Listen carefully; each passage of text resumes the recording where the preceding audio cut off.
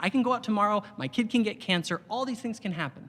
And the idea is we say, but if you're willing to pass through the realm of injustice, this is a necessary condition to reach your divine potential. How come? Why is it necessary? This is another thing about Latter-day Saint theology that's different.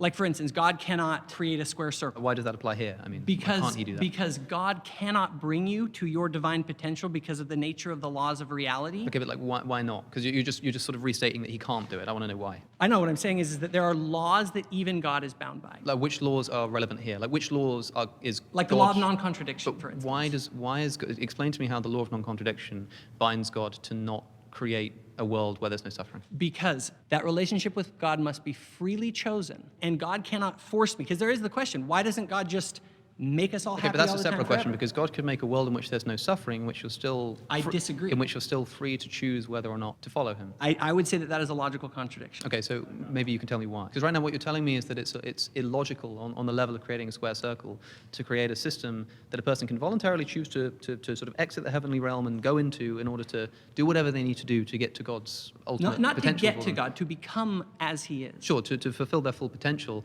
that has to involve not just suffering, but the kind of suffering that we see on planet Earth. I'm asking why that's logically necessary. A totally unjust world, okay? Because